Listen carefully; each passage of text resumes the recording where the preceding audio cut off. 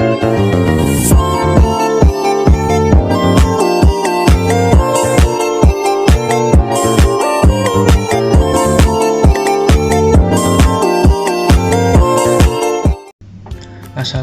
warahmatullahi wabarakatuh. Perkenalkan, nama saya Regilino Aditona Putra Mulya dengan NPM 231200079. Saya akan mempresentasikan tentang HRIS atau Human Resource Information System. Materi yang dibahas adalah definisi, data yang dibutuhkan, pengguna HRIS, subsistem atau model HRIS, informasi yang dihasilkan, dan dampak HRIS.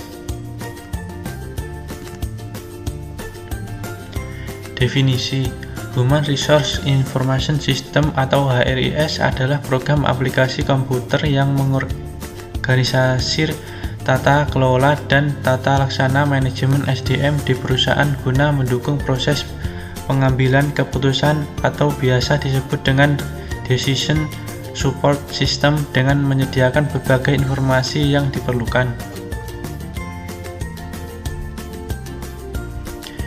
Lalu ada subsistem atau model HRIS. Input HRIS terdiri atas 3 subsistem, yaitu yang pertama subsistem SIA atau Sistem Informasi Akuntansi.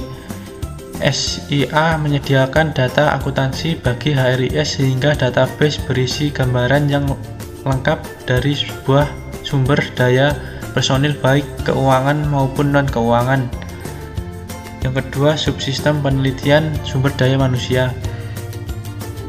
Berfungsi untuk mengumpulkan data melalui proyek penelitian khusus. Yang ketiga, subsistem intelijen sumber daya manusia. Berfungsi mengumpulkan data yang berhubungan dengan sumber daya manusia dari lingkungan perusahaan yang meliputi pertama, intelijen pemerintah, 2. intelijen pemasok, 3. intelijen serikat pekerja, 4. intelijen masyarakat global, 5. intelijen masyarakat keuangan, yang terakhir 6. intelijen pesaing. Selanjutnya, subsistem atau model HRIS.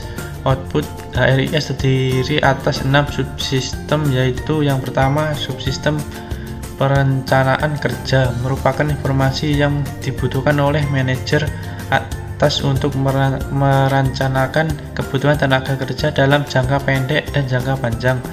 Yang kedua, subsistem perekrutan, merupakan informasi yang dibutuhkan untuk mengadakan tenaga kerja secara eksternal maupun internal. Yang ketiga, subsistem manajemen angkatan kerja, merupakan informasi yang dibutuhkan untuk mengelola sumber daya manusia di dalam organisasi.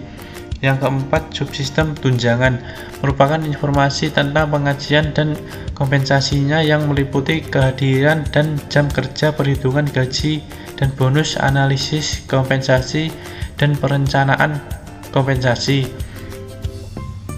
Yang kelima, subsistem benefit, meliputi benefit yang diterima oleh karyawan. Benefit berbeda dengan kompensasi. Yang terakhir, subsistem pelapor lingkungan, informasi yang berhubungan dengan keluhan kecelakaan selama kerja, kesehatan karyawan, dan lingkungan kerjanya. Selanjutnya adalah data yang dibutuhkan untuk HRIS.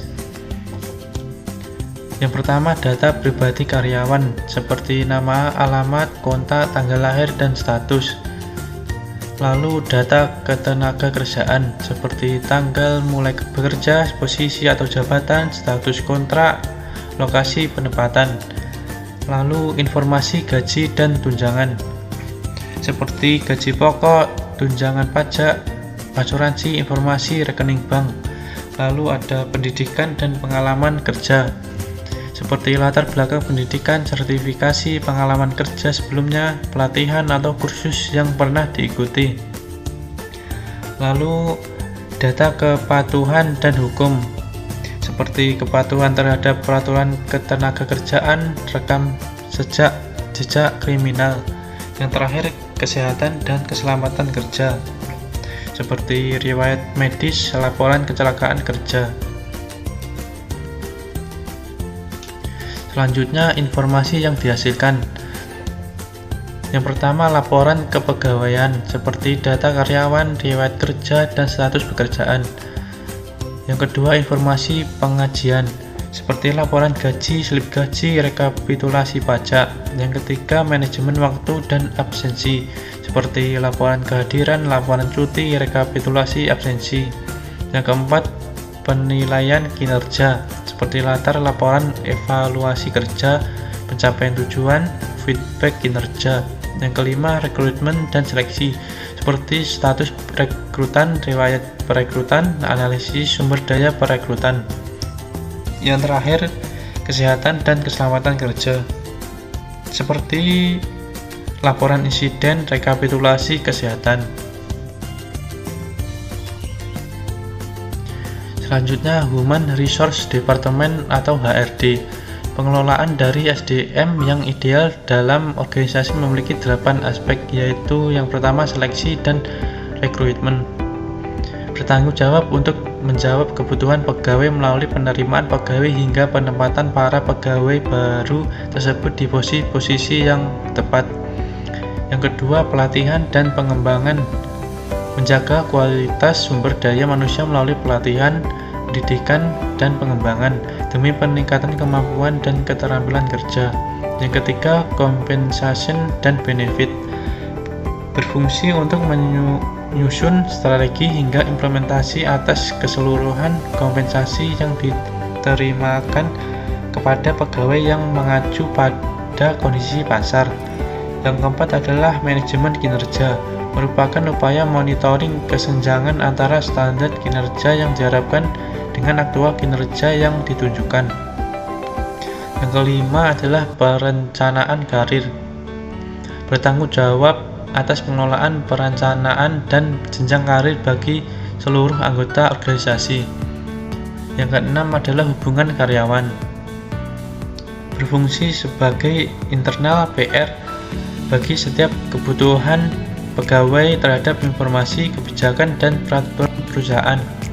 Yang ketujuh adalah separation management, yaitu fungsi yang mengelola seluruh tindakan pemutus hubungan kerja dalam organisasi banyak yang disebabkan karena normal separation.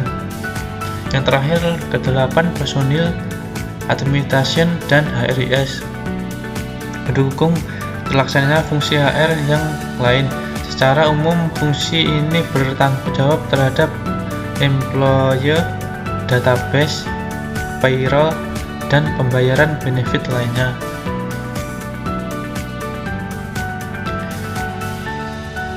Yang terakhir, dampak HRIS dapat meningkatkan efisiensi operasional dengan cara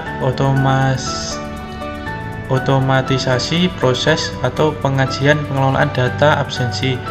HRIS menghasilkan informasi yang berguna sebagai pertimbangan untuk mengambil suatu keputusan perusahaan, menyediakan laporan yang dapat disesuaikan, dan analitik untuk memantau kinerja karyawan, tren ketenagakerjaan, dan efektivitas pelatihan. Sekian dan terima kasih. Itulah presentasi dari saya. Assalamualaikum warahmatullahi wabarakatuh.